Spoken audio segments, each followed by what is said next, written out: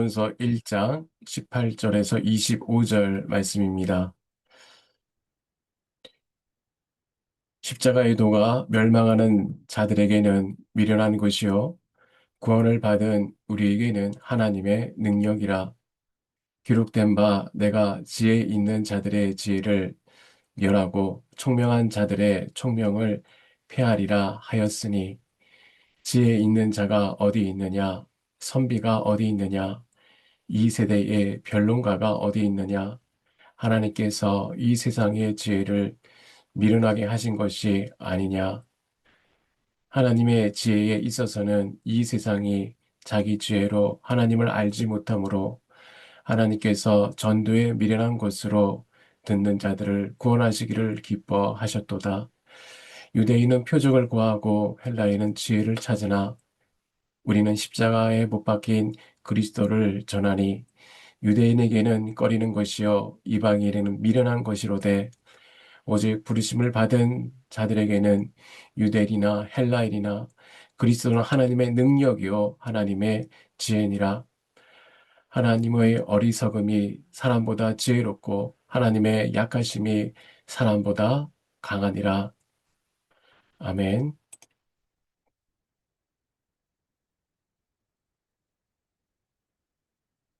여러분, 혹시 최근 누군가에게 바보 같다, 좀 미련하다라는 그런 말을 들어보신 적 있으십니까? 사실 우리가 사는 세상은 참으로 영리하게 돌아갑니다. 적은 비용으로 최대의 효율을 내야 하고, 지지 않는 법을 배워야 하고, 손해보는 일이 결코 없어야 하는 것이 지혜라고 칭송받는 시대에 살아갑니다. 인간은 평생 그렇게 이기는 법을 배우며 살아갑니다. 그런데 오늘 성경은 나에게 참 낯설고 불편한 질문을 하나 던집니다. 세상이 미련하다고 비웃는 그 자리에 하나님의 능력이 있다면 여러분은 그 길을 걷겠습니까? 십자가는 하나님께서 인간의 수준으로 낮아지셔서 끝까지 나를 설득하는 헌신의 자리입니다. 스스로를 구원할 수 없는 연약한 인간임을 너무나 잘 아시기에 하나님은 친히 미련하고 아픈 방식을 선택하셨습니다. 오늘 나의 지혜와 능력이 무너진 그 빈 자리에 어떻게 하나님의 지혜와 능력이 채워지는지, 그 십자가의 사랑의 신비를 나누어 보고자 합니다. 첫째, 십자가는 구원의 기준을 바꾸었습니다. 우리가 인생을 살아가며 마주하는 수많은 선택 뒤에는 언제나 나름의 기준이라는 것이 존재합니다. 그것이 성공인지 무엇이 가치 있는 삶인지 결정하는 그 기준 말입니다. 세상은 우리에게 아주 명확한 기준을 제시하죠. 바로 눈앞에 보이는 승리와 실속 있는 지혜입니다. 하지만 오늘 본문은 구원을 얻는 우리에게 전혀 다른 새로운 구원의 기준을 제시하죠. 그 기준이 바로 십자가입니다. 우리가 십자가를 살펴보기 전에 먼저 정직하게 마주해야 할 사실이 있습니다. 세상의 눈으로 볼 때 십자가는 철저히 실패라는 점입니다. 오늘날 세상은 적은 비용으로 최대의 효과를 내라는 지혜를 가르칩니다. 이런 세상의 계산법으로 볼 때에 십자가의 도는 참 미련한 것이죠. 당시 로마 사람들에게 십자가는 흉악범의 처참한 결말이었고, 유대인들에게는 저주의 상징이었습니다. 오늘날로 치면 가장 밑바닥에 있는 추악한 사람의 이야기죠. 인류 역사 속에서 인간은 스스로 이 문제를 해결하기 위해 여러 가지 노력을 했습니다. 이 거대한 시스템 세 가지라고 말하는데요. 첫째, 강력한 군사력입니다. 로마의 힘이었어요. 두 번째는 종교적 열심, 유대인의 종교의 힘이었습니다. 그리고 이성의 힘, 헬라인의 지혜였습니다. 하지만 이 거창한 것들을 다 동원해도 인간의 근본적인 문제인 죄와 죽음은 해결할 수 없었습니다. 오히려 인간은 힘과 지혜가 쌓아질수록 교만해졌습니다. 그래서 하나님은 인간의 지혜를 빌리지 않기로 하셨어요. 대신 나의 모든 자존심과 계산이 무너진 그 자리, 십자가라는 가장 낮은 곳에서 일을 시작하십니다. 몇 년 전에 코로나 팬데믹 당시 인간의 모든 지식과 기술이 동원되었지만 보이지 않는 작은 바이러스 하나에 온 세계가 멈추었던 것을 우리는 기억합니다. 하나님은 때로 이처럼 작은 것을 통해 인간의 교만을 멈추게 하세요. 이 지점에서 우리는 한 가지 영적 원리를 마주하게 되는데요. 마치 따스한 햇살이 내려올 때에 어떤 얼음은 녹아 부드러운 물이 되지만 어떤 진흙은 오히려 단단히 굳어버립니다. 햇살은 같으나 그것을 대하는 존재의 상태가 결과를 다르게 만드는데요. 십자가도 마찬가지입니다. 누군가에는 마음을 더 딱딱하게 만드는 미련한 것이지만 구원을 얻는 자에게는 차가운 영혼을 녹이고 생명을 깨우는 유일한 하나님의 능력입니다. 그렇다면 십자가 기준이라면 우리가 한 걸음 다 나아가 고민해 보아야 할 것이 있습니다. 이제 기준이 바뀌었으면 우리의 생각하는 방식도 바뀌어야 합니다. 기준이 바뀌면 바라보는 시선도 달라지기 때문입니다. 세상의 지혜는 어떻게든 내 힘으로 답을 찾아내라고 다그치죠. 그러나 하나님은 전혀 다른 길을 가르칩니다. 어, 세상을 어떻게 내 힘으로 답을 찾아내라고 내 지식을 동원해서 문제를 통제해야 한다고 말하지만 하나님의 지혜는 전혀 다른 길을 가르쳐 줍니다. 나의 얄팍한 총명을 내려놓고 하나님의 거대한 지혜로 나를 초대하시는 역설의 신비입니다. 여기서 말하는 역설은 무엇입니까? 겉으로 보기에는 앞뒤가 많지 않고 모순되는 것 같지만 그 안에 깊은 진리를 담고 있는 것을 말합니다. 십자가가 바로 그렇습니다. 세상의 눈에는 죽음인데 하나님은 그것을 생명이라 부르시고 세상은 패배라고 부르는데 하나는 거기서 승리를 완성하십니다. 사실 십자가가 세상의 눈에 미련해 보이는 이유는 그것이 인간의 상식을 완전히 뒤엎는 역설이기 때문입니다. 인간은 본능적으로 답답함을 참지 못하죠. 문제가 생기면 즉시 답이 나와야 하고 나의 경험과 정보력을 동원해서 상황을 통제하고 싶어 합니다. 내가 상황을 장악해야 마음이 놓이는 것이 인간의 본성입니다. 하지만 오늘 성경은 당혹스럽게 우리에게 말합니다. 지혜 있는 자들의 지혜를 멸하고 총명한 자들의 총명을 폐하리라고 선언하십니다. 이 말씀은 나의 똑똑함이, 나의 잘난 계산기가 오히려 하나님을 만나는데 더 큰 장애물이 될 수 있다는 것이에요. 내 생각이 너무 꽉 차 있으면 하나님의 생각이 들어올 틈이 없기 때문입니다. 그렇죠. 만약에 구원이 논리적인 이해력이나 뛰어난 IQ를 가진 사람이 구원을 받을 수 있다면 구원은 소수의 똑똑한 사람들만 전유물이 되겠죠. 그러나 하나님은 나의 지혜가 완전히 닿지 않는 것, 하나님 나는 이제 아무것도 할 수 없습니다라고 두 손을 번쩍 드는 그 막다른 골목에 비로소 하나님의 지혜를 시작하신다는 것이에요.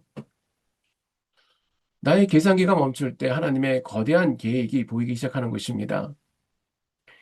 이런 하나님의 역설적인 지혜는 단순히 개인의 위로를 넘어 인류 역사를 관통하는 거대한 흐름입니다. 세계적인 역사학자 오스칸 쿨만,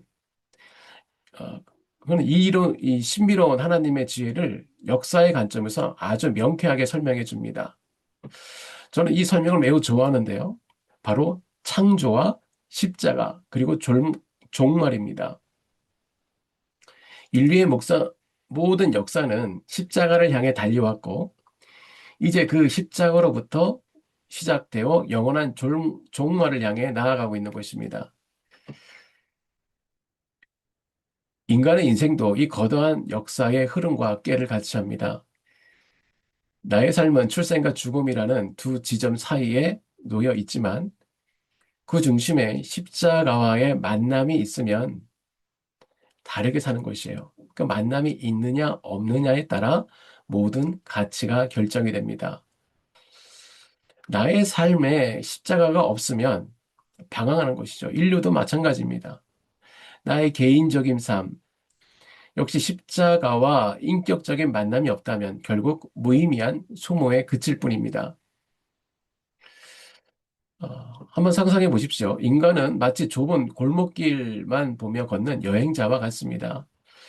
눈앞의 문제와 80년이란 짧은 울타리 안에 갇혀서 내 인생은 왜 이렇게 초라할까 한숨만 짓고 살아갑니다. 하지만 십자가를 만나는 순간 하나님은 나를 비행기 위에 태워 저 높은 하늘 위로 데려가세요. 위에서 내려다보니 나의 인생은 그 점 하나가 아니라 태초부터 영원까지 이어지는 거대한 지도 위에 정교하게 그려진 소중한 길이었음을 깨닫게 됩니다. 구원이 바로 이런 것입니다. 나의 똑똑함이 바닥이 나고 지성이 무너지는 그 텅 빈 마음 위로 찾아오신 십자가를 마주하는 것이에요. 하나님 나의 작고 유한한 시간은 하나님의 영혼이라는 거대한 바닷가로 흘려 보냅니다. 네 지혜가 멈추는 그곳이 하나님의 능력과 지혜가 역사하는 통로가 됩니다.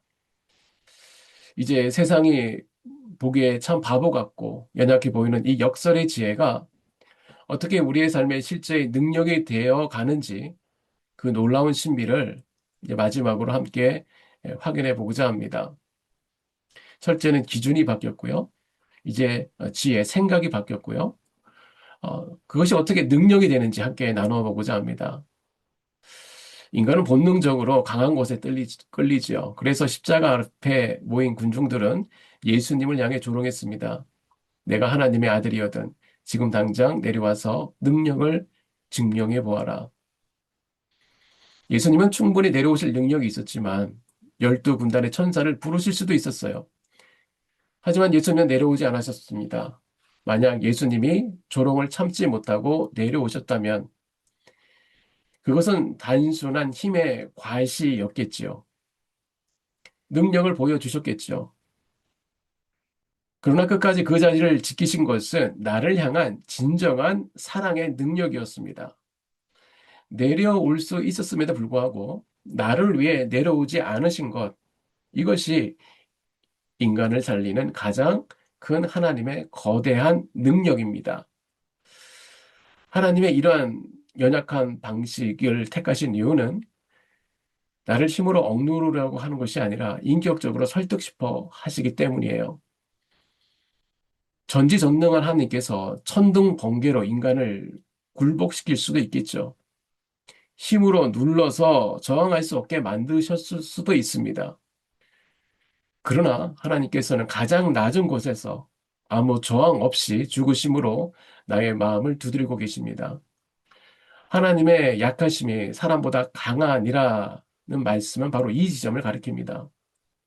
기도원의 300 용사 이야기를 우리는 다 압니다. 수만 명의 군사를 돌려보내고 부적 300명만 남기셨어요. 인간의 힘이 다 빠지고 연약함만 남았을 때 비로소 하나님은 그 하나님의 그 전지전능한 강하심을 드러내셨습니다. 세상은 조건과 실력을 보고 승리자라고 부르지만 하나님은 나가 십자가 앞에 전적으로 무력해질 때에 가장 강력한 군사로 삼으십니다. 십자가는 인생에 꼬인 실타래를 부인한 유일한 열쇠이며 연약함 속에 피어나는 하늘이 주시는 승리인 줄 믿습니다. 말씀의 결론입니다. 오늘 새벽에 십자가 앞에 조용히 나아갔습니다. 십자가는 하나님의 실패가 아니에요. 오히려 나를 포기하지 아니하시는 하나님이 일궈낸 가장 아름다운 승리입니다. 인간의 짧은 지혜로 도저히 이해할 수 없는 사랑의 결론입니다. 사람들은 끝없이 눈앞에 화려한 표적을 구하고 손에 잡히는 확실한 답을 내놓으라고 재촉합니다. 그러나 오늘 나눈 십자가의 말씀은 낮아짐이 곧 높아짐이며 죽음이 곧 생명이라는 역설의 지혜를 우리 가슴 속에 새겨줍니다. 나에게 이미 주어진 이 그리스도의 십자가야말로 나의 무너진 자존심을 다시 세우고 또 죄의 쇠사슬을 끊어내는 유일한 생명의 능력입니다. 세상에 멸망하는 이들에게는 비웃음의 상징일 줄 모르나 구원을 얻는 저와 여러분에게는 영원한 자랑이요 생명입니다. 그 십자가의 말씀을 더 깊이 묵상하며 구원의 완성을 향해 한 걸음 한 걸음 나아가는 저와 여러분 되시기를 소망합니다. 오늘 말씀으로 세 가지 기도 제목을 나누겠습니다. 첫째, 내 인생의 기준을 세상의 성공이 아닌 십자가에 두게 하소서. 낮아짐과 성김이라는 십자가의 기준이 내 삶의 진정한 실력이 되게 하시고 꽁꽁 얼어붙은 내 마음의 교만이 십자가의 따스한 햇살 아래 부드럽게 녹아내리는 은혜를 허락하여 주시옵소서. 두 번째, 내 지혜가 멈추는 곳에 하나님의 거대한 지혜를 신뢰하게 하소서. 하나님, 다 내려놓습니다. 나는 아무것도 할 수 없습니다. 이렇게 고백할 때에 나의 인생의 막다른 골목에서 하나님의 일하심을 믿습니다. 나의 짧은 인생이 하나님의 영원한 시간표와 연결되어 있음을 확신하며 오늘도 평안을 누리며 살게 하옵소서. 세 번째, 약함 속에 감추어진 하나님의 능력을 경험하게 하소서. 세상의 조롱 앞에서도 끝까지 십자가를 지신 주님의 사랑을 본받기 원합니다. 내가 약하고 무력할 때 비로소 나타나신 하나님의 강함을 신뢰하게 하시고 내 인생에 꼬인 실타래를 푸는 유일한 십자가, 그 열쇠인 십자가를 붙들고 오늘 하루도 당당히 살아가게 하옵소서. 이 세 가지 기도 제목을 놓고 함께 기도하고 또 서로를 위한 중보의 기도 시간을 갖겠습니다.